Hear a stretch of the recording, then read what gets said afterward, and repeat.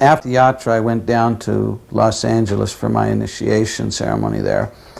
And I was always, even right up to the end, I always felt very nervous in Prabhupada's association because I always just felt he could understand my thoughts and see my heart and everything. But whatever. When it came time for me to come up and get my beads, Prabhupada said, I walked up to the Vyasa-san and offered my obeisances, and as I was starting to offer my obeisances, he said, "So, you are brahmachari?" But I was just so nervous, I didn't know what to do, so I just continued offering my obeisances.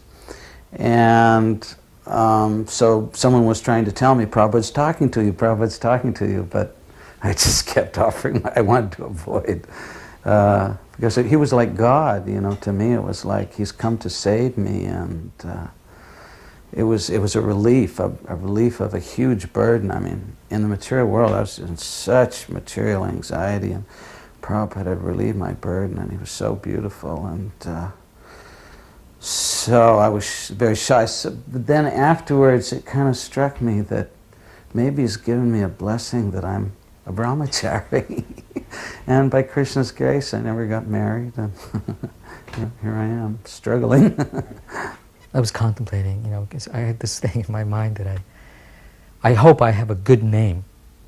It was very important to me, the name that because I so far had liked everyone's name that I had met as initiated devotees, but I was worried that I would get a name that just didn't sound right, that wasn't me, but I knew that I had to accept it because it was obviously, because Prabhupada knew what my spiritual name was, so he was going to call me by that name.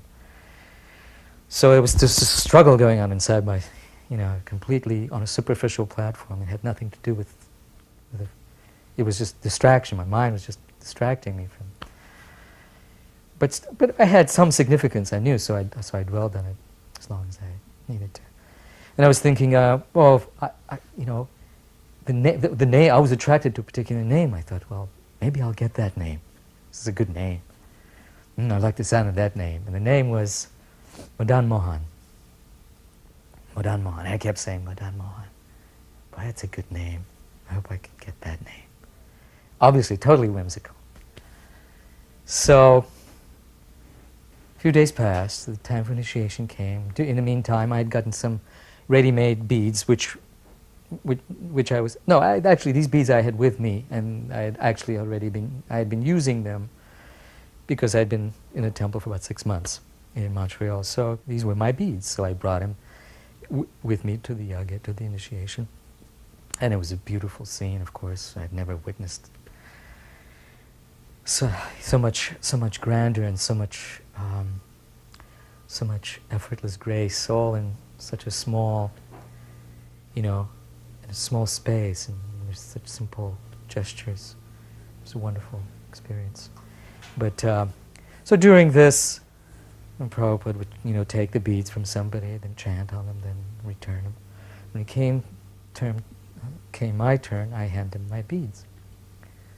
So he takes my beads, and they're not overly small. They were like the same size that most other beads were. But they were, on the small side. So I hand him the beads, and he takes them, and he looks at them with disapproval. He says, "You couldn't have gotten bigger beads?" And at that moment I'm thinking, beads, and I'm like, all of a sudden, I'm already being, I'm demolished. I have no land to stand on. I'm just like this. I didn't know what to say, so I'm quiet. I don't know. I think I shrugged, and he took the bead. He chanted, and while he was chanting, I'm thinking, Madan Mohan, Madan Mohan. And that's, the mind is just going on. I mean, it was like on hold, waiting. Finally, he begins chanting. He hands me the beads, and before I take them, he says, "Is there already someone named Madan Mohan?" And then the devotees are going, oh yes, yes, Prabhupada, here he is. And then with that, there's not a split second even. Your name is Baradraj. Chant, 16. I was invited to come up to his room to receive the Brahminical initiation, the Gayatri mantra. So I was really excited, and I walked into the room, and I gave my obeisances, and then Prabhupada motioned to me, he said, come closer.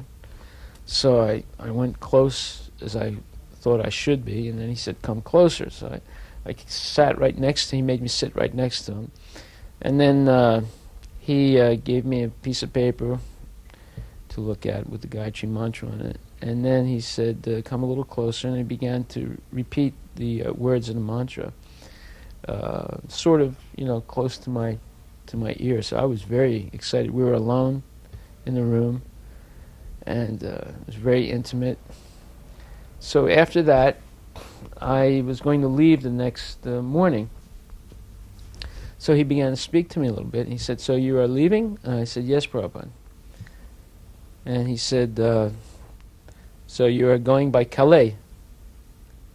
So I was wondering, why is he saying this? I mean, how does he even know about Calais? Calais is a port on the French coast, North Sea coast, and I was going from Dover to Boulogne. So I said, no, Prabhupada, not Calais. The hovercraft doesn't go from where I get from Dover to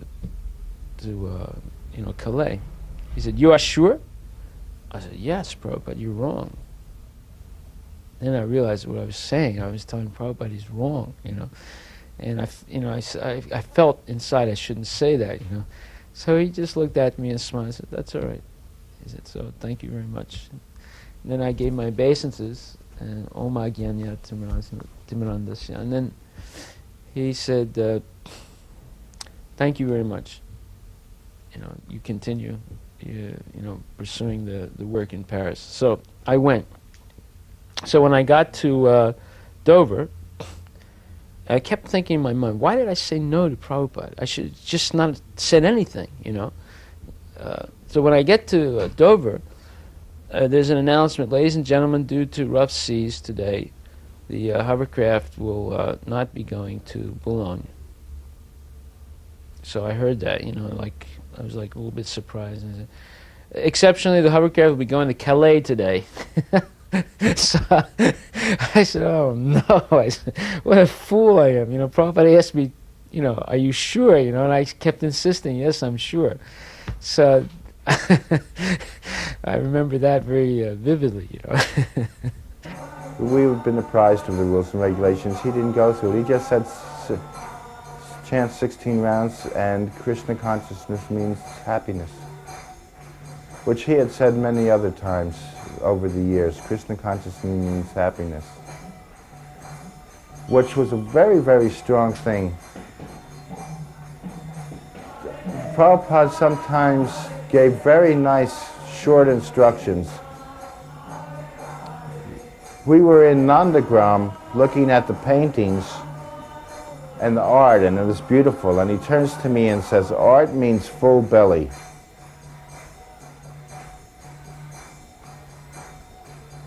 Very poignant, very short, very sweet, and full bit of philosophy. He said, if someone is hungry, they cannot think about making or looking at art. They're thinking about filling their bellies. So the Krishna consciousness means happiness was very powerful through the years. And he said it at the initiation. Prabhupada was in Los Angeles, and we were doing well, distributing lots of books, so we thought we'd go and see Prabhupada and tell him about it. And all of us, I got this idea that we should memorize a verse in Sanskrit, because not many people were into Sanskrit at that time. I thought we should offer a prayer to him. So we came in to see Srila Prabhupada about lunchtime, and we offered him this prayer, Tvam na sandarsito dushtaram nistitir satam kaling satvarahang harang pung sankarnadara ibarnabam, that we think that you're goodness is met by us by the will of Providence, just to accept you as the captain of the ship. So, again, it was funny, I don't know. Krishna's right, I curse myself now, but Prabhupada asked us to take lunch with him. And I thought, no, we want to get back out and distribute more books, Prabhupada. So we missed another opportunity. My marriage was opposed by my parents. They were horrified at the idea that I was going to marry the movement. You know, they refused to come to attend. And my mother had sent a telegram to Prabhupada that I had a history of mental illness. Totally untrue. Or maybe true, but not to my knowledge. And that she was very angry and wrote a very angry letter to Prabhupada saying, a telegram actually, this was the day before marriage, that this was, that I didn't see the telegram, but I heard about it. Prabhupada called me in. This is my second interview with Prabhupada. Called me in, and right away he said, I received a telegram from your mother. She says you are crazy. Is this true? I thought about it and I thought, no. I said, I don't think so, Srila Prabhupada. But I suspect that she might be. Which was not a proper thing to say about one's mother in front of Prabhupada. Prabhupada never tolerated, generally did not tolerate disrespect to one's parents. There are other stories, but they're not my stories, so I mean, but I know there's a story about Brahmananda where he was made to bow down to his mother in front of Prabhupada, which is an interesting story, and there were others. But I had shown that kind of independence in front of Prabhupada. I wanted him to know that my mind was set, that, you know, that actually this whole process was a way of, you know, cutting the bonds of, you know, the family, the worldly family influence that might be there to stop me from doing that which I know I should wholeheartedly do, being guided by his wisdom and his kindness. So I said, but I think she might be, and I actually, you know, believed it. He laughed, very, you know, just a very hearty, heart-filled laugh. He said, ha ha ha. He said, well, that's all right. He said, if anyone asks, he said, I have not received this telegram. Before the press conference, Prabhupada was speaking to the devotees. There were about 30 people there, I think. Most of us were very young. There were a lot of young kids there, maybe 17, 18 years old. So I arrived after everything was in process, and when I walked in, I had the illusion that, I organized this thing, this is Prabhupada. So I sort of made everyone move out of the way, and I went right up to the front. I came with another devotee named Ganeshyama, who sat, in the entrance, near the entrance, very humbly, quietly. And I went right up, right near Prabhupada, and I sat down right next to him. And then there was one devotee named Lochananda. He was introducing everyone. He said, and this is Hari Vilas Prabhupada, the president of the temple. So Prabhupada didn't look at me. And right away I felt bad. I said, why didn't he look at me? He mentioned my name. He didn't say anything. Didn't even look, didn't even nod. So I realized I must have done something wrong. And I was feeling bad that I pushed everyone out of the way to go sit up front. So, and Lochananda said, and that's Ganeshyama in the back. He's the one who's translating your books. Prabhupada said, where is he? Let him stand up. So Ganeshyama stood up and he said, thank you very much. So now I knew I had done something wrong. I realized I must have been puffed up that, why he didn't even look at me, and he's acknowledging Ganeshyama.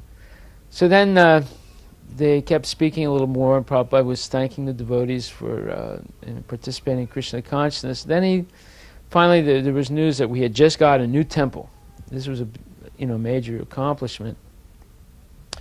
And Prabhupada said, where is it? And Lochananda said, it was a little bit out of town. So Prabhupada looked at me for the first time, and his look was very weighty, and I could barely look at him.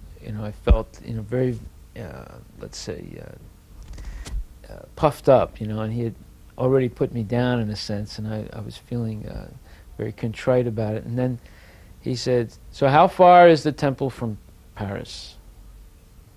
So that question sort of shocked me, it took me off balance, and I was thinking, well, it's not very far, Prabhupada.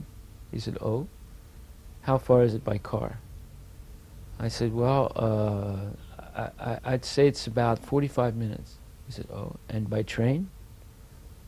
And then I was thinking, wow, why is he asking me these questions? And I was all confused. I said, "Oh, it's over an hour." He said, "Oh, so it's very far." I said, "Yes, Prabhupada, it's very far." Then I realized, my guru was correcting my imperfect intelligence and my illusions about myself. And I realized why I had accepted him as my spiritual master, because he was able to point out these things in a very, let's say, precise way. And I needed that. So I was very happy, humbled, but very happy at that time.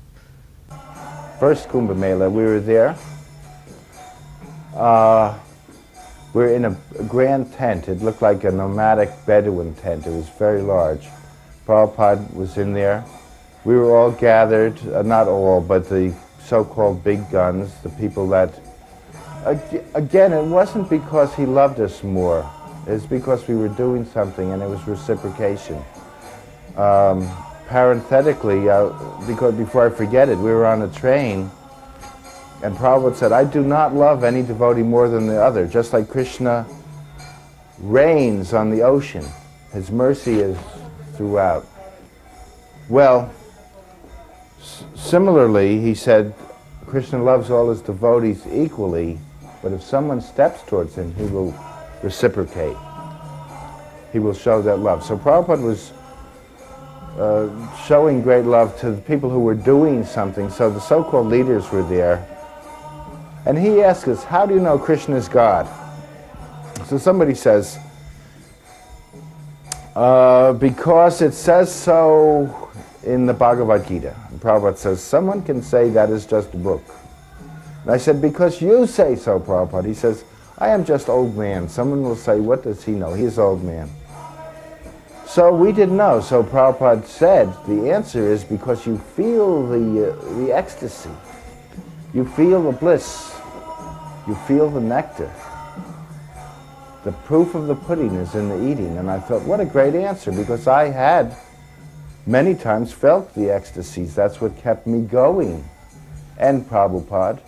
I was scholarly, but really my Krishna consciousness from the very beginning was interacting with Prabhupada. So Prabhupada had asked me to create some sample. He didn't say sample, he said, "Can you draw a picture of Lord Chaitanya?" Obviously he wanted to see. So a few days later, after the marriage, and my wife, Rukmini, had brought in her paintings, and other paintings were there, Jarani's paintings, and Prabhupada would look at everything. And I did this drawing of Lord Chaitanya, which was not, in retrospect, it was, it was such a struggle. I of course I did it in, in an afternoon or whatever. I had some time and I devoted some time to it. But I thought, well, it was not finished. The figure of Lord Chaitanya was there, but everything else was just barely sketched in. But I'd put in, everything I had into Lord Chaitanya's face and his expression and his attitude, whatever I understood to be right, to be put into the picture. And Prabhupada looked at other pieces of art, and mine was rolled up on the desk in front of him. And he looked at Rukmini's painting, and he appreciated, and he said, "That's nice." Or I don't know if he said anything at all, he was appreciating it. And then he noticed that there was this rolled up paper in front of him on the desk. And he said, "What is this?" And someone said, "It's a drawing by Baradraj." And Prabhupada took it and he unrolled it. And as he was unrolling it from the top, I could see that he was looking at the first thing he saw was Lord Chaitanya's face. And as soon as he got to it, his eyes got big, really big. And Prabhupada's eyes were big to start with, but whenever he got excited about something, and they'd like really, really expand. And then he unrolled some more, and then he got to the rest, and then he finally, when he unrolled the whole picture, he had the biggest grin on his face. I mean, his face was just expanding, and his teeth were just showing. It was like his whole face it became like a sun, It was like he was shooting these rays, and he was looking at it and said, he said, the husband is better. After the press conference finished, an introduction to the devotees, I ordered a taxi, and then we got in a taxi. Myself, Prabhupada, Aravinda, and Shyam Sundar. And I was sitting on the left-hand side in the back seat, Prabhupada was sitting in the middle, and Aravinda was sitting on the right-hand side. So we started driving through the center of Paris. We went to a major place or crossroads called Le Concorde, which is a very, very prestigious place in Paris. And there you can see the Champs-Élysées going up to the Arc de Triomphe, and the obelisk, the Egyptian, let's say, Egyptian form that was brought to France by Napoleon. So at that time, Prabhupada asked me, at that time I asked Prabhupada a question, because I was always reading the Bhagavad Gita, and I was always writing down questions. If ever I would meet Prabhupada, I would ask him. So there was a lot of traffic, we were stuck in the traffic, and I asked Prabhupada, I said, Prabhupada, what does this verse mean? And the verse was that, Ya Nisa Sarvabhutanam, what is time of awakening for mass of man is nighttime for the sage, and what's time of awakening for the sage is nighttime for the mass of men. So I asked him, what does this verse mean? So he didn't, there was noise. So he said, what is that? And then Aravinda said, what does this verse mean? And Prabhupada said, oh yes, he says, he heard time of awakening. What does this verse mean? Prabhupada said, yes. He said, 4 o'clock. He said, all our devotees wake up 4 o'clock. And they take shower and go to Mangal Arati. So I said, I looked at Aravinda, and then he smiled, and he said, no, Prabhupada, what does this verse mean? Ya Nisa Sarvabhutanam. And Prabhupada started to smile, and he said, yes, he said, this means that when we see the karmis, we laugh. And when the karmis see us, they laugh. But our laugh is better. He said, we know that they are wrong. He said, they see us and they think that we're wasting our time chanting Hare Krishna. We see them, we know they're wasting their time in material life. But our laugh is best. The first exhibit was completed miraculously in Prabhupada, and it was that year when all the devotees, the first time devotees came out in droves for the Gauranga festival, and it was a wonderful year, and Prabhupada came, and lo and behold, we actually completed an exhibit which was arranged in a kind of a horseshoe in front of the incomplete Mayapur temple at the time.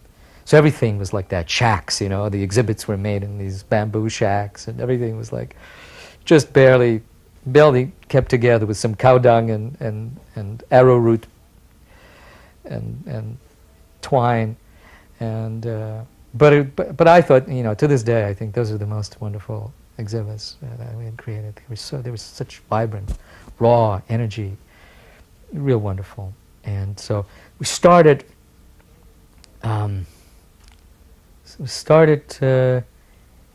At one end. We actually started somehow. I wasn't there.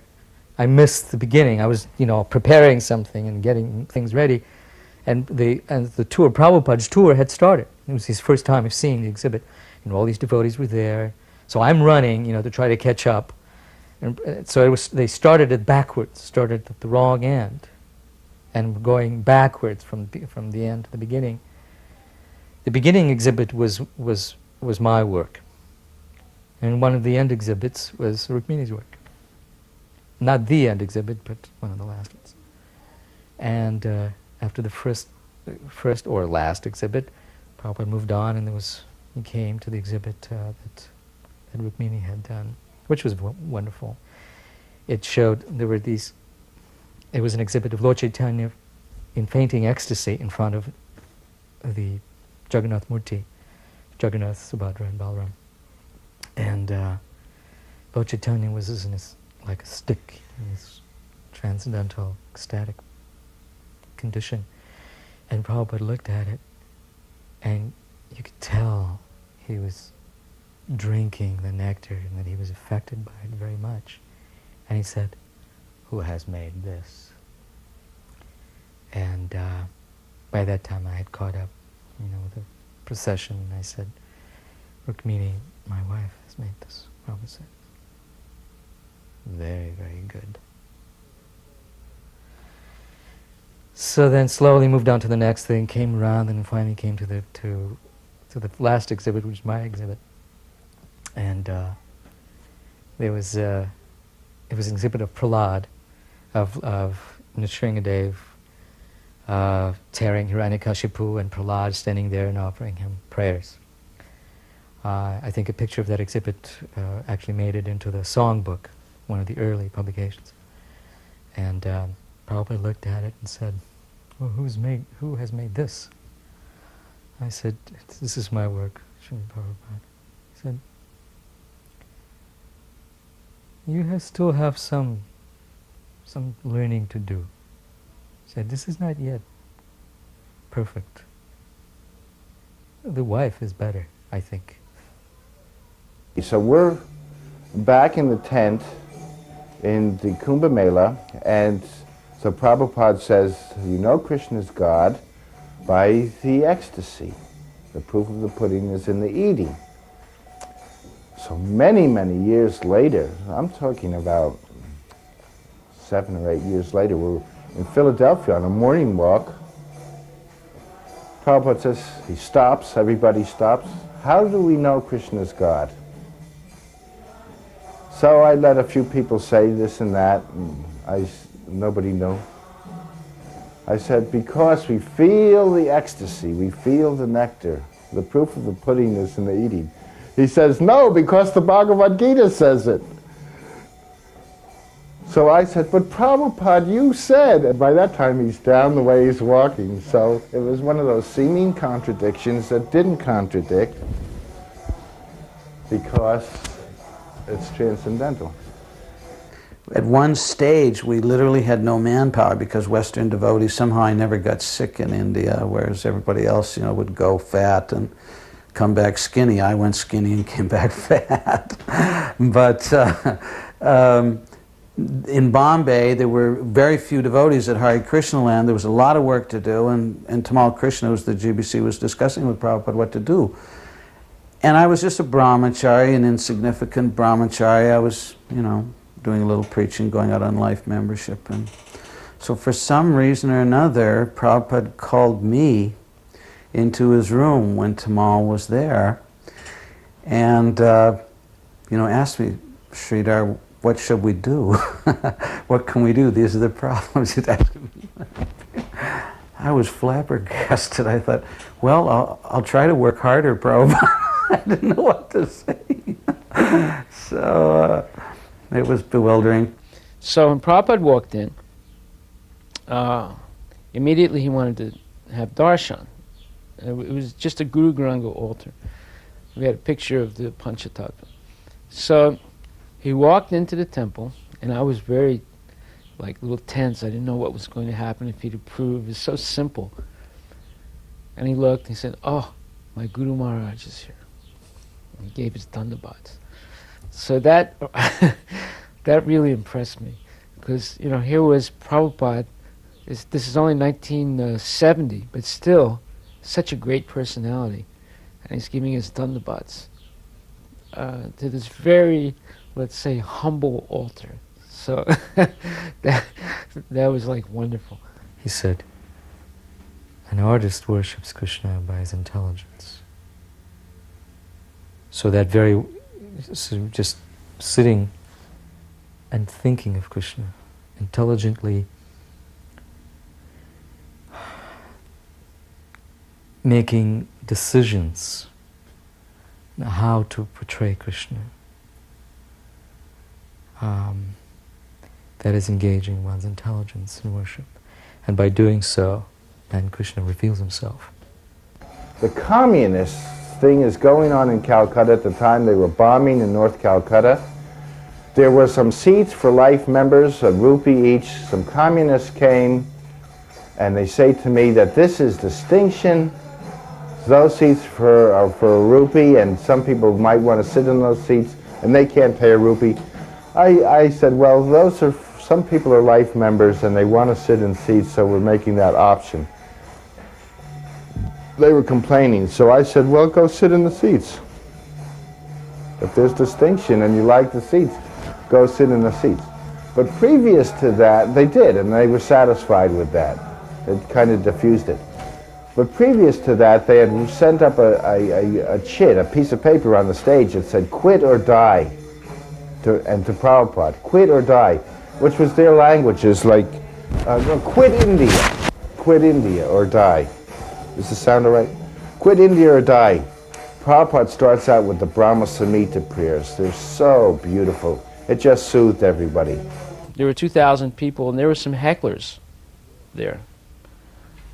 And we were worried. There was like some anarchists and communists and, young kids, but they were like a large group of them.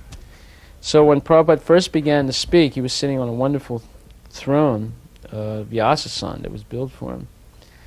And very impressive. So people were heckling. They're saying, on the floor, on the floor, on the floor. So Prabhupada asked the translator, Jyotirmaya, he said, what are they saying? And she said, Prabhupada, they're saying you should sit on the floor. So there was a moment of silence. And then Prabhupada looked at, especially the hecklers, that they're part of the audience. And he said, if someone is qualified, they can sit on this seat. This seat does not belong to me. It is the seat of Vyasa. Whoever is qualified can sit here.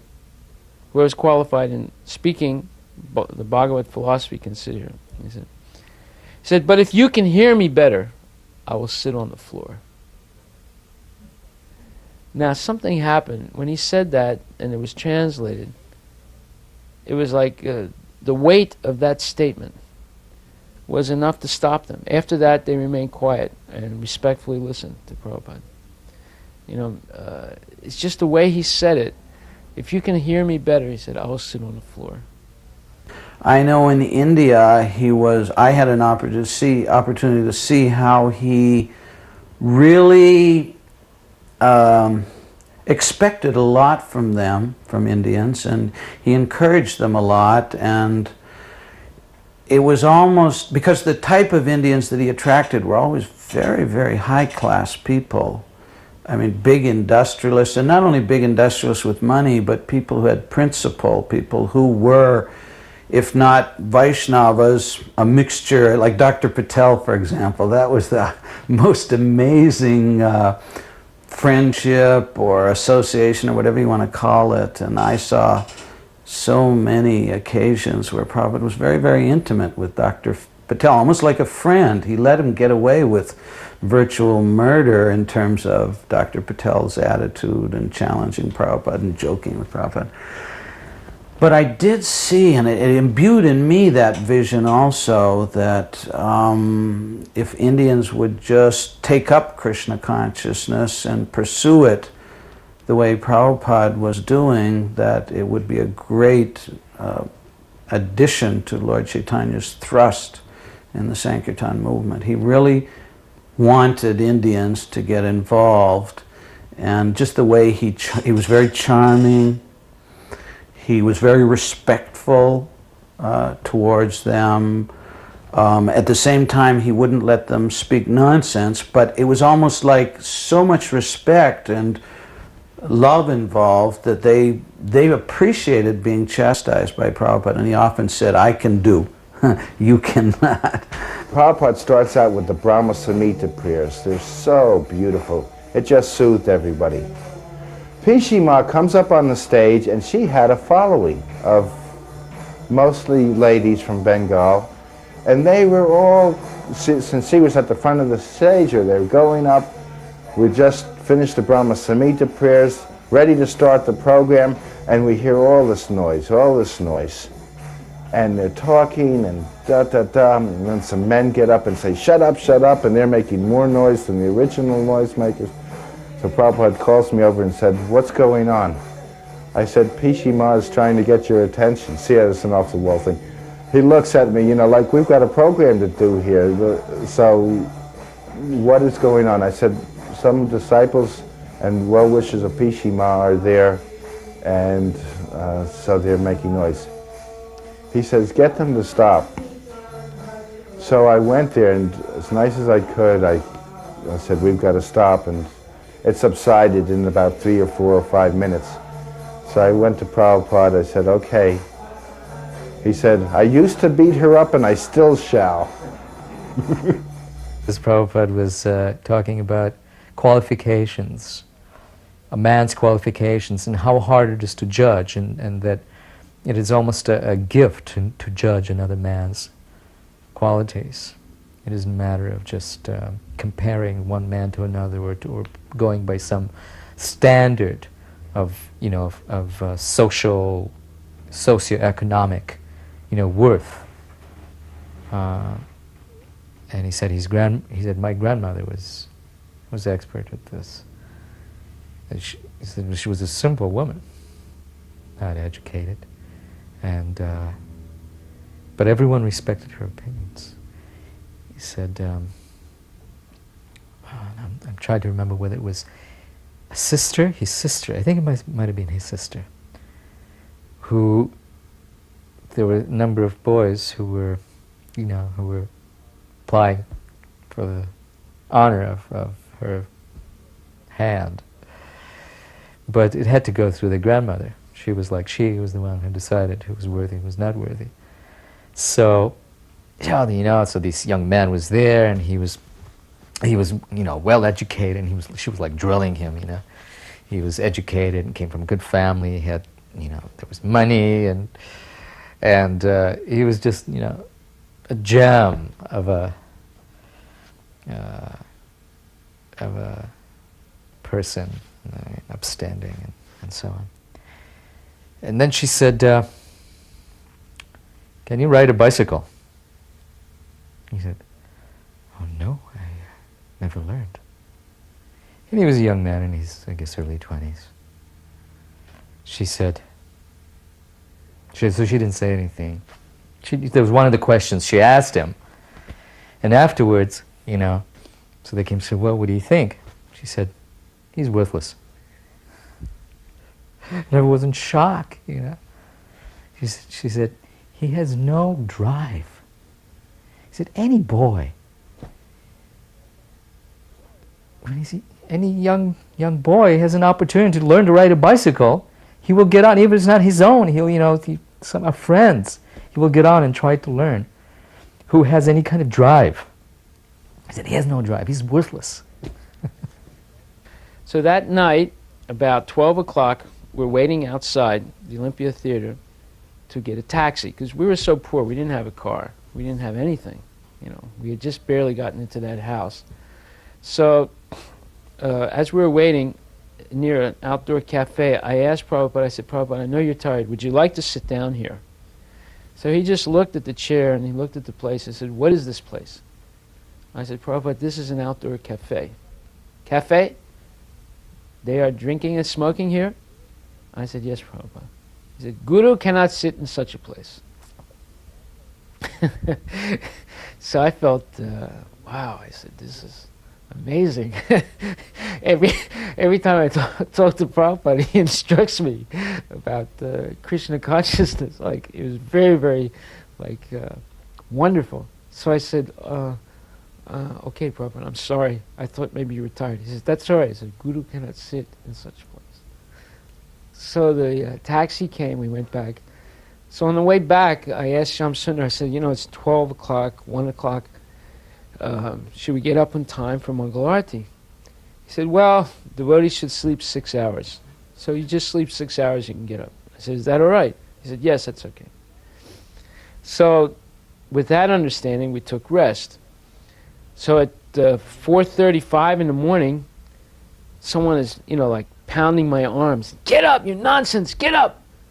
And I woke up, it's like from a bad dream. I said, what's the matter? He said, you're nonsense, Prabhupada is so angry. I said, why? What happened? He said, because there's no Mangal Arati, the devotees aren't up.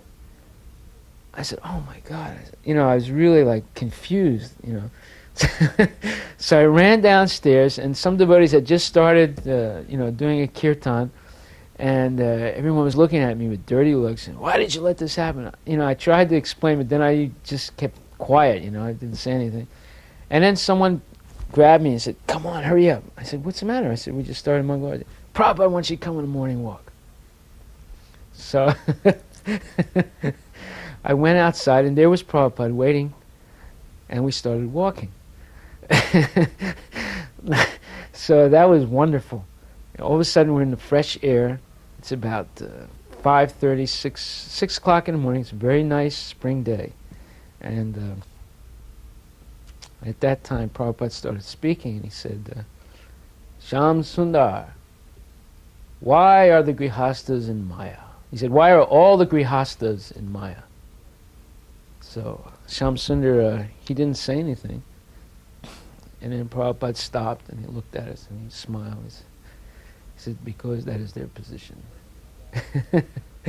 He did describe sometimes what it was like to be on the coming here to the United States, that it wasn't all easy for him. And not only was he sick and he had to cook for himself and he felt out of place, but that even after he got here, at first he had some doubts. And the way he would counteract the doubts is to go to the shipping line and find out the times when the ships would return to India. And the customs man said, Swamiji, you have been coming here for a year and looking at the times, but when are you going? And he would say that. Then he said, when I first came to America, my plan was just to make sannyasis. And he looked at us. We were all quiet. And then he said, but that is not possible. Then I was thinking, let them get married.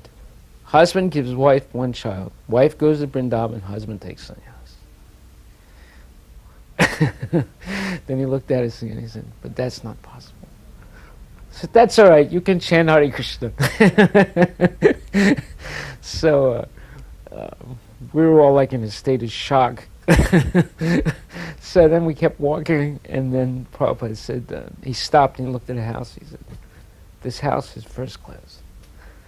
And he looked at the fence, and he said, in India, only the best gentlemen have a house like this, with this, no, it wasn't a fence, it was a iron fence, nicely painted and everything. And he said, and look inside the garden, it's perfect. And look at the house, it's perfect. So he said, it's too perfect. So, I was shocked when he said that. He says, too perfect, because the gentleman in this house cannot leave the situation. When he dies, he will take birth again. And he'll take birth as a dog or a bug to continue his attachment. Then he said, Griha Chetra Satapta, Griha Chetra Satapta Vitar, Janasi Mohayam Ahamameti. He said, it's too nice, and he will continue his attachment. He said, this is the flaw of material life. So, we went on, many things were discussed, and, here I'm living with a head full of ideas and charged with a dozen of projects, and I just arrived, I'm totally overwhelmed. I walked out, and, the first person I saw is like almost the first person I knew from America that I had hadn't seen for a long time, and was Devananda, who was at that time already initiated as a sannyasi, Devananda Swami. And, how are you? And we were like, hugging each other and obeisances and trying to catch. It was like I was there standing on the steps for about, I don't know, a minute maybe. He just started to talk. And all of a sudden, Satsrupa, who was Prabhupada's personal attendant at the time, comes running out. And he's like, coming towards me with this sense of alarm. He says, Baradraj, please come to Prabhupada wants to, there's something he needs to tell you. Please come back. Some say, Devananda, excuse me, I have to go, Prabhupada's calling me. We'll talk later. And I was, literally, maybe a minute and a half I was there. And I'm running back into Prabhupada's quarters. And, which were at the end of this long walkway. And, I'm running in, and, I come into the room, I pay my obeisances. And I look up, and Prabhupada is looking at me very sternly. And he says, so, we have discussed so many things. You have so many things to do. I don't think you have any time to stand around and talk. Prabhupada wanted Indians to get involved in every aspect. He didn't just see them as people who could give money, although a lot of the gentlemen that he was dealing with were businessmen, but a lot of sadhus came to him also, a lot of very religious people. And Prabhupada himself was, before he took up the life of a sadhu, he was an aristocratic gentleman, and he moved in that circle. And he was, these were principled people. So there was one man, Mr. Bridgerton Mota, who was a very big industrialist, and he was also the husband of the daughter of the leading Birla, which was the biggest family in India at that time. So this man would regularly come and sit with Prabhupada and listen to him, and he would chant a little bit of japa, and he would give Prabhupada advice on, and Prabhupada would listen very carefully to his advice because he was a good businessman. And throughout the construction of the Bombay temple, of course, we spent a lot of money, and invariably, of course, we made a few mistakes here and there and got cheated. So at the end, when it was time to pay all the final bills and deal with all the contractors, because you've got to, go over the contract, go over the work done, and see actually if there was any cheating involved, etc.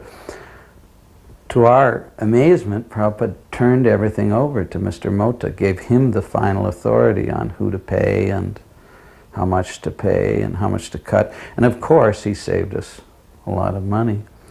So I think there were many examples like that in his writings. Prabhupada talked about the construction of Bombay Temple, and he wrote a letter to Giriraj about Sumati Morarji and told him that just form a committee and give the charge of building the temple to the members. He said, our business is preaching. We should not get entangled in these mundane business affairs. The members they've invested in us, and we're investing our preaching in them, so give them responsibility. Prabhupada seemed to be very fond of George and philosophically interested in John. They had many philosophical exchanges. George is a very down-to-earth person, still now. We were just together about a month and a half ago, and it's like any friend of yours, very, again like Prabhupada, not self-conscious, open. And Prabhupada was able to surmise that, so they had a very friendly and respectful, but it was very friendly. George also was friendly and respectful to Prabhupada. And they were talking about addiction. As someone may be addicted to drugs, that we are addicted to Krishna. Now it was interesting at the time, John and Yoko were totally or somewhat addicted to heroin when we were living there too. We didn't know that until, I didn't know that till later, but it was interesting that Prabhupada, again, reading minds. Now sometimes, if you're just speaking eternal truth, it will cover a situation. But Prabhupada seemed to be able to read minds. Now after that, basically it was about growing a taste, a love for the chant and for the philosophy. It was quite nice the way he was doing it. It wasn't judging or asking too much about them. He was talking about as if an artist, when they get in what's called in the zone, where it's meditation, it's actually it's a trance state. When things disappear and you become involved so much in what you're doing that everything else disappears, and that's what Krishna consciousness, that taste, the chanting. So that's what he was preaching. Said Aravinda was his disciples were so enamored of his greatness that they were like fog. They didn't know what to do. He said when he passed away, when he died, they didn't know what to do with him. They thought he was in samadhi, and so they left him to sit there. He said, until he began to smell. He said, so he did not have intelligent disciples. He said his disciples didn't know the difference between a living man and a dead man. He said, what is the use of a disciple like that? He said, less intelligent. He said, you should never criticize you cannot criticize, he said, the other teachers. He said, you do not know, it is not your position. He said, but it's okay for you to criticize their disciples. You can tell them they're less intelligent. Then we used to go out on morning walks in the vicinity. This was still in the suburbs of Paris. And one morning we were walking. I came down with a blood infection from, I must have cut my foot. I didn't take care of it, and I had like a red streak up my leg. It was a sign of serious blood infection. So Prabhupada said, and he noticed that I was a little cold. It was a little chilly in the morning. I only had a thin kirtan. So Prabhupada was asking me, how is your health? And I said, well, it's okay, Prabhupada. He saw I was limping. And he said, are you cold? And I said, well, not really. He said, if you want, he said, I will give you some clothing. So that was, very considerate of him, that he was, so concerned about myself, my health, and other devotees too. And then I came down with such a serious infection, I had to go into the hospital. But right before I went to the hospital, we had a big program in the School of Architecture. And during that program, Prabhupada gave a speech. He gave a talk about Varnashram Dharma and how people who didn't follow it were less than dogs, or like dog-like. So when the question and answer period came, one gentleman stood up and he said, yes, Swami, I want to ask you a question. With a French accent. He said, what is wrong with being a dog? So Prabhupada said, if you think it is good, then I give you my blessing. You can take birth as a dog in your next life. So, when he said that, all the devotees gasped for breath, because they realized here's the pure devotees giving this guy his benediction to become a dog in his next life. So that was quite an event. He asked me if I could arrange a meeting with the ambassador to the United States, because I had already met him with some devotees.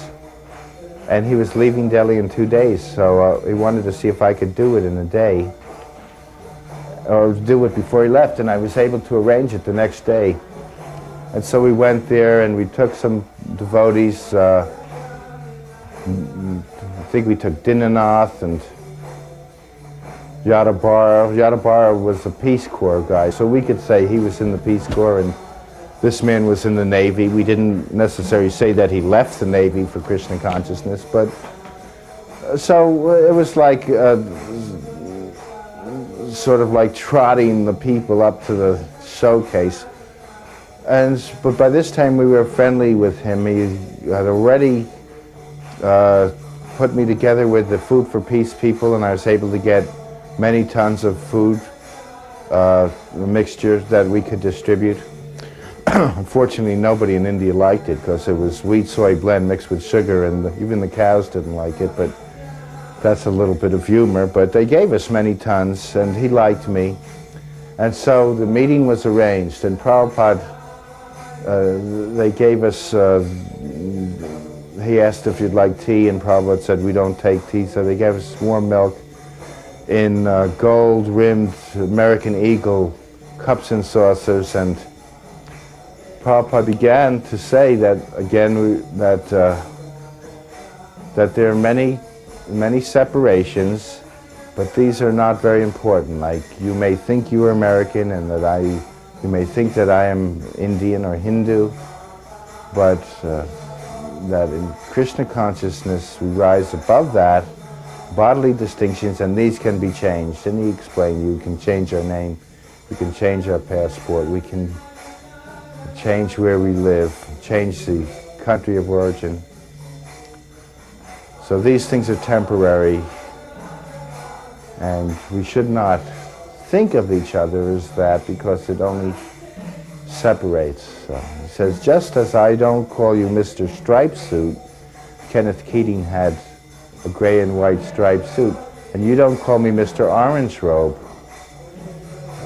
We know each other for something greater than that, and we don't let Mr. Striped Suit and Mr. Orange Robe not be friendly towards one another. And then he said, just like I don't drink this milk with my elbow, and he was demonstrating that, and we all laughed uproariously. As it was, Kenneth Keating was so enthralled that he kept so many other ambassadors. They were doing a photo shoot on the front lawn, the front steps of the American Embassy, and the secretary kept on coming in and saying, Mr. Ambassador, the Swiss ambassador requests that you take a photo now. And he said, yeah, but then they were across from each other, he was looking. Then they would raise the ante. The Russian ambassador is being impatient.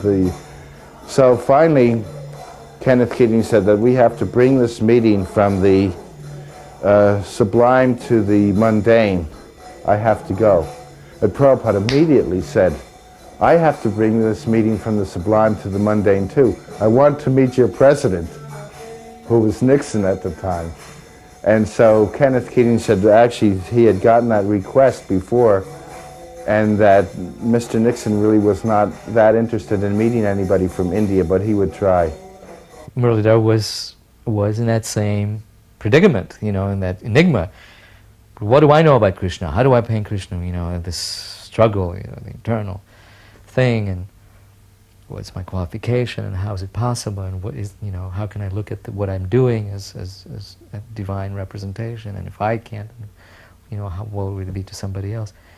And so he asked, sitting with Prabhupada in the room, and it was one of those rare times. I think it was in San Francisco, actually. And Muralidhar was just he was a newcomer and was just starting to paint. Same thing, Prabhupada charged him with, with work. And so he wanted to know, so he was sitting around, and Prabhupada looked, and there were many different pictures of Krishna, and posters and calendar pictures and little things in Prabhupada's desk. And so Muralidhar was bewildered. He said, which one of and they were different. So he asked Prabhupada, he said, well, you have so many pictures of Krishna here, but they're all different. So which one is most like? Can you direct me? Can you tell me which one of these is most like Krishna? And he said, and Prabhupada looked at him as though he was totally crazy. said, I have never, he said, I've never received such a clear message from anyone that I'm out of my head. He Prabhupada looked at him and he said, they're all Krishna. They're all Krishna. Each one of these is exactly like Krishna. Prabhupada, I think that our temple can be maintained by doing a little business. So immediately he said, you should not do. And I said, why not? I said, because your business is preaching, you are brahmachari. He said, if there is a grihasta, and I said, yes, well, Lochananda. He said, yes, Lochananda can do. He is grihasta. He can do business. But you are brahmachari, your business is preaching. So he gave me a very important instruction there, and I did follow that. And Lochananda did start the business at that time, and it helped the temple a lot. But Prabhupada was very firm about that point.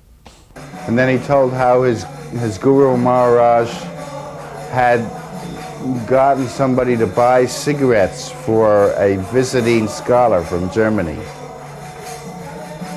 Yeah, I mean, he was open-minded. When I was in Russia, because there was a scarcity of food, they found out everything was the same in the stores.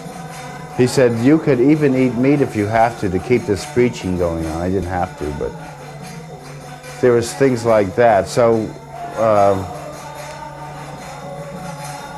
this was very interesting because it was Ekadashi, and he said, my Guru Maharaj on Ekadashi fed the quarter, so feed everybody. And he had us cook regular prasadam and still observe for Ekadashi ourselves, but in other words, don't discontinue the prasadam distribution program. Don't discontinue it. One time in Vrindavan,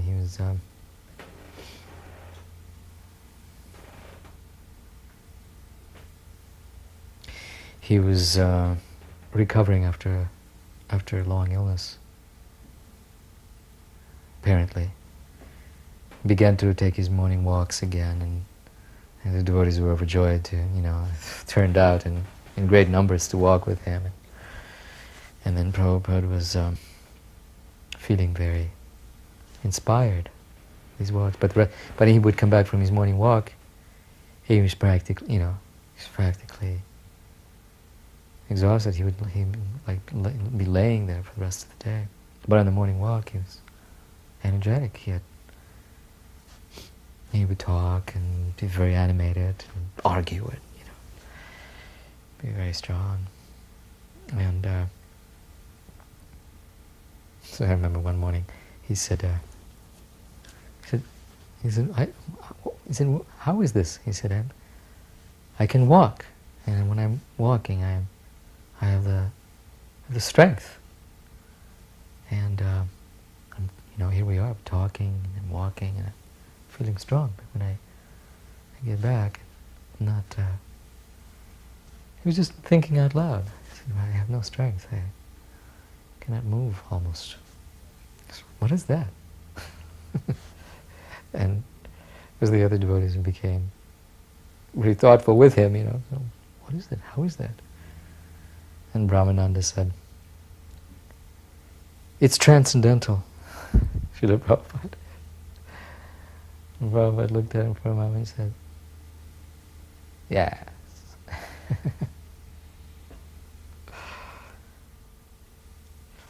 When the deities were going to be installed, and we had secured a new temple in Paris on Avenue Foch, I had purchased some very expensive perfumes, natural oils, like natural jasmine oil that's costs maybe $10,000-$12,000 a kilogram.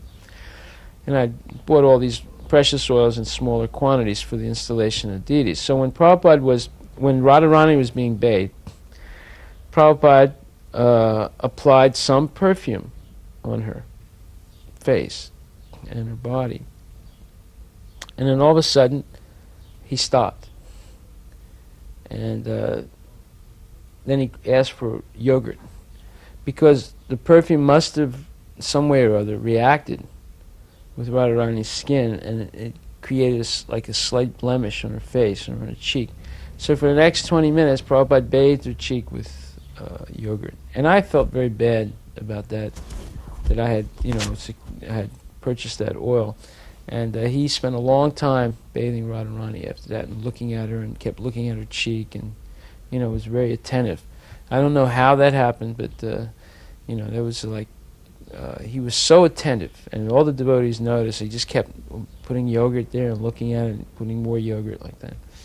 We were at Gaurachan Goswami's house for lunch, and he asked me, "What do you think of Gaurachan Goswami?" And I said that I think that he loves you. He's a rascal, but I'm fond of him. But he is a rascal. Prabhupada said that is how I feel. He has invited us to have lunch prasadam. We shall go. So we're there, and again Prabhupada was sliding different chapatis, puris, sabji on my plate. He just kept on feeding me like that, all bitten, which I thought was great. And so then I would slide it on somebody else's plate so they could share in the nectar. So then Gaurachan Goswami, was smoking bidis. We used to sometimes take them when we were doing our parikrama of Radha Damodar temple. So because he'd say, "Where are my bidis?" And he'd yell, and we'd watch him getting excited, like the thief who used to be a thief and asked his guru. I like the response that you get from that people when their things are stolen.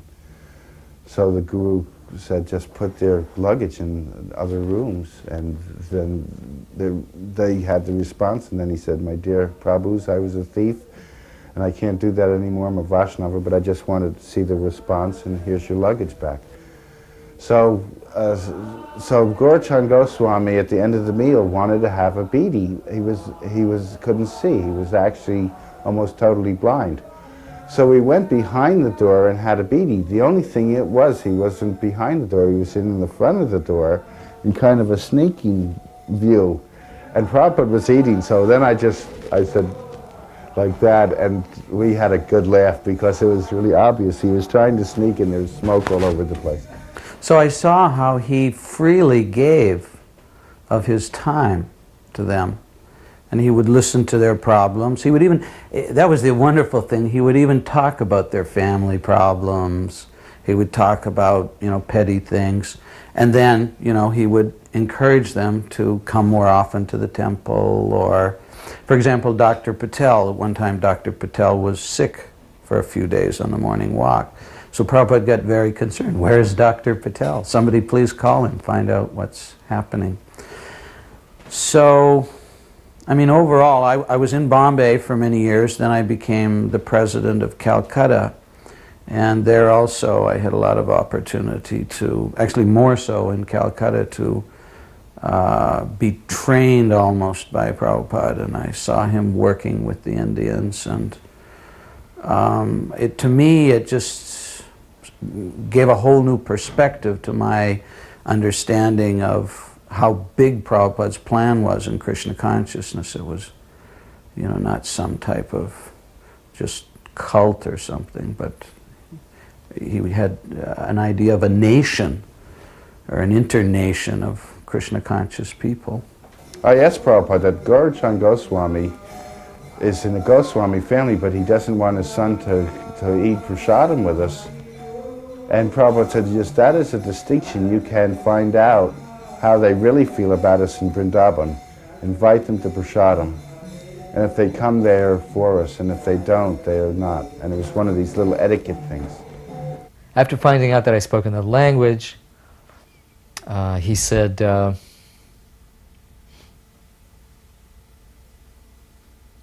he talked about the creative service, the artistic services, and he said, so this is, this you can do, no matter what language you speak.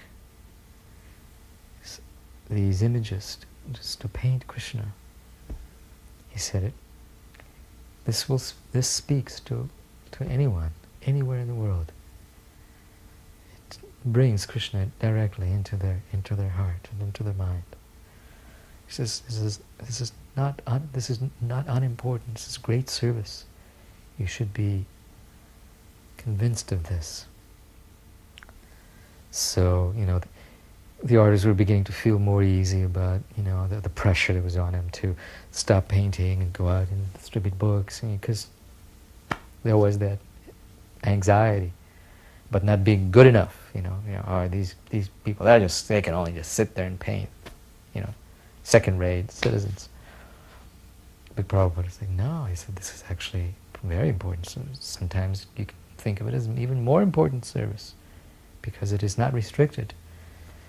You have to translate into so many languages, and maybe a good translation, maybe not, but this, he said, this is direct preaching, he said. The dancers wanted to go be accepted more, and the book distributors were recognized, and the dancers and thespians were just like there. And so they asked me what to do, so I said, well, let's have a command performance for Srila Prabhupada as he comes into the LA compound. So they came in, and they had costumes, and they did it on the lawn, some Bharatanatyam type dancing and stuff. And then Prabhupada saw me, and he called me over to the car, and I said, the dancers and theater people would like to do a command performance for you. When would you like it? He said, tomorrow. So they did it in the temple. And as it was, I think Prajapati played Baladev, and somebody else smaller played the Pralamba demon, and Prajapati they were falling before he even had a chance to dispatch him. And they were clawing a cloth on the edge of the temple, and I looked over at Prabhupada, and he was laughing.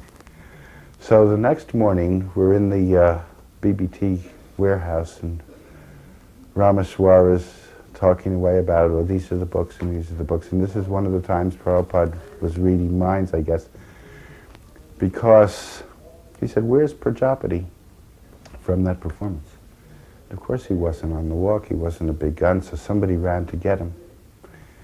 So when Prajapati came, Prabhupada said, let us distribute these Krishna conscious arts in every town and village, just like the books. And so they were able to go to India, and it was an affirmation for something else, that if your inclination was not to stand in a Kmart, maybe you still could be valuable. There was a devotee, whose name at that time was Patitudharan, tall and lanky and very individual, much of an individual. He danced in his own way, he talked in his own way, he in short, he was unconventional in many ways. So he obviously didn't fit into that narrow category of, book distributor. So he, obviously going on in his own mind with some dilemma.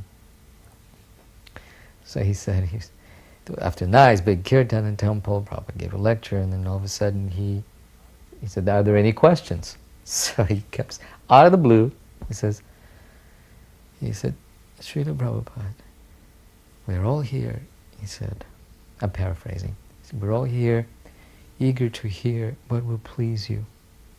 We want to do what is most pleasing to you.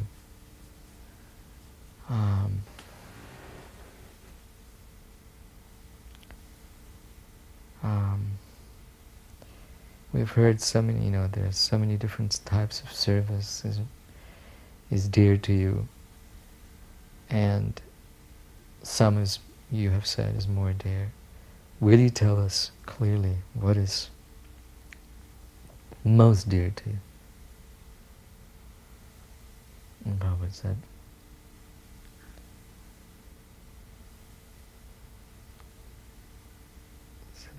just chant Hare Krishna and become simply wonderful. Eat simply wonderfuls and become simply wonderful. That is all. Hare Krishna.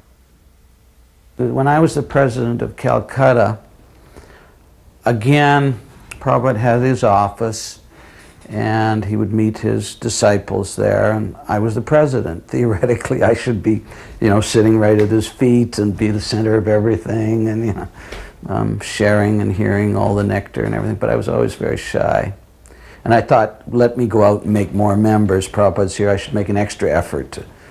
But what I did get a chance to see by being kind of in the background or on the outside was that Prabhupada also had all his senior men coming there, and he had his Mayapur Vrindavan fund, money that he would give out.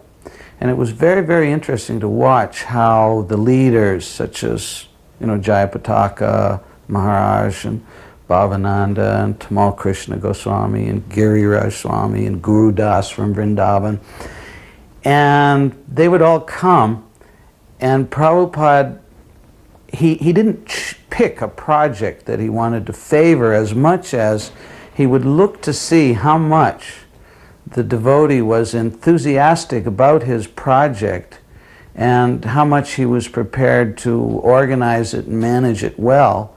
And on that basis, he would allot funds.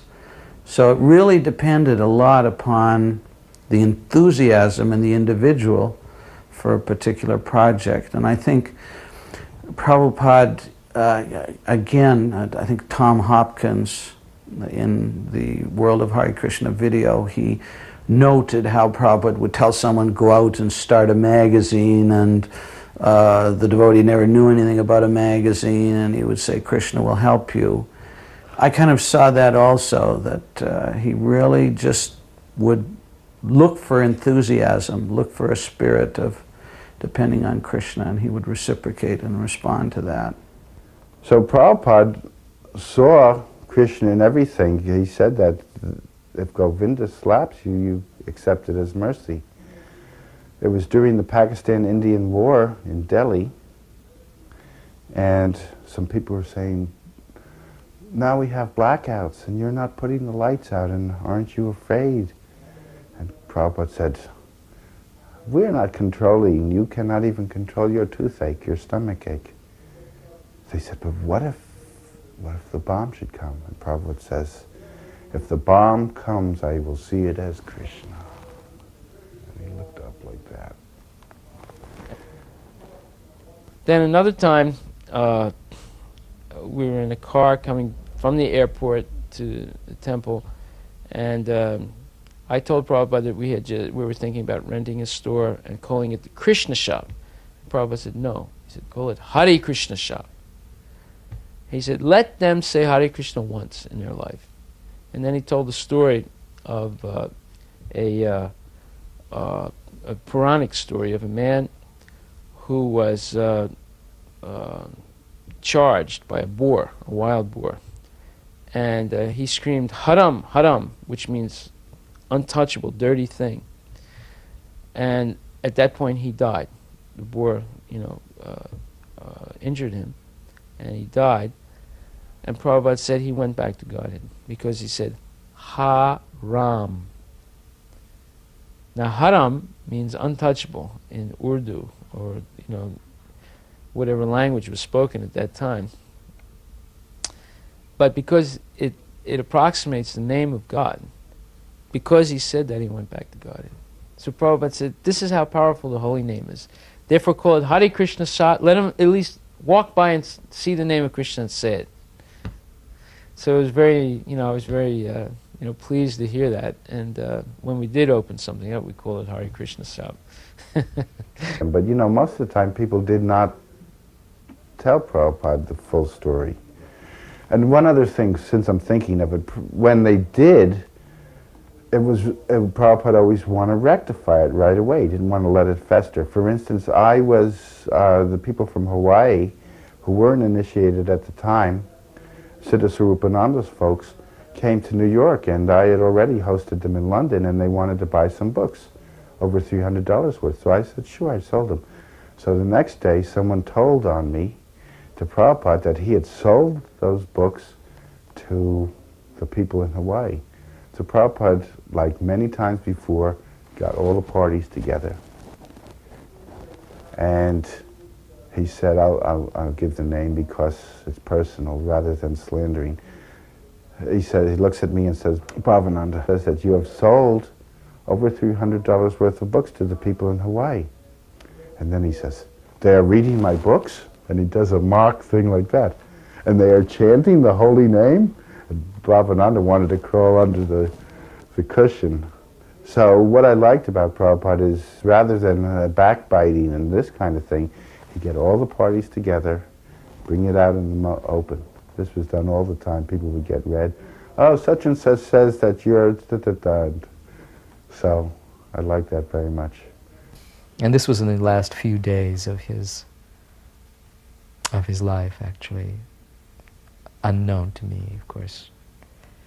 I kept thinking that Prabhupada was going to blow us away by just all of a sudden, one day just saying, okay, it's, okay, enough of that, I'm back to full life. So he, that particular morning, I started. Oh, it was he had stopped my harmonium playing the day before, so I was shy. I didn't know whether I should play it again, because I didn't know why he had stopped me. Just thought maybe that the sound itself was somehow annoying, irritating.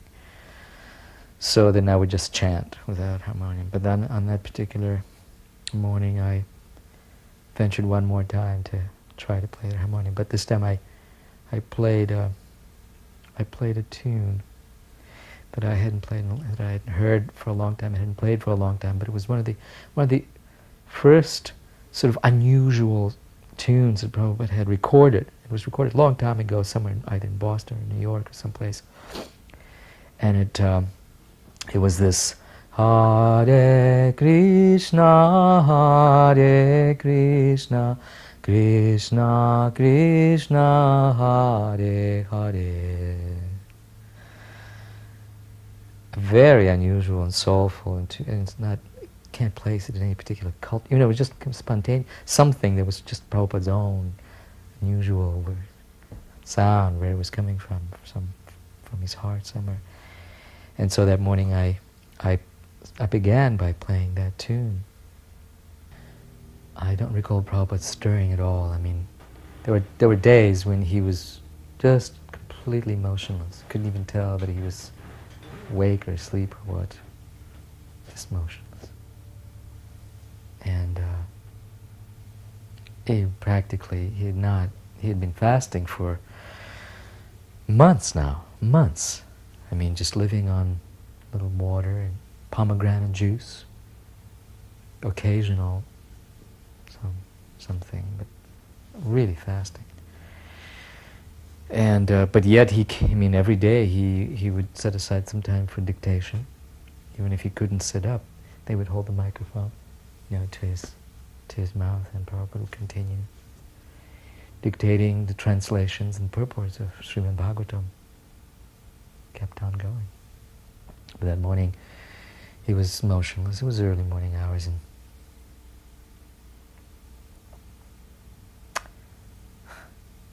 and suddenly I noticed. I looked up. I noticed he had motioned to one of his attendants. I think it was Nanda Kumar at the time. So Nanda Kumar or Shrutakirti. They asked him, or maybe it was Giriraj. They took turns to ask, and but he wanted to sit up. He sat up, and as I was chanting it, he began clapping his hands like this. It was like it was slow motion, but it was very definite, right on beat, and he would nod his head in approval. It was such a reward, such a wonderful thing, and that he, hearing that, it was like, it's hard to say, it was like I don't know, it was the best reward I could have asked for. So that tune is, has a very, very special weight, for me. Samsara davananda niralokam pranaya karuna ghana ghanatyam sapta sakalana gunarnava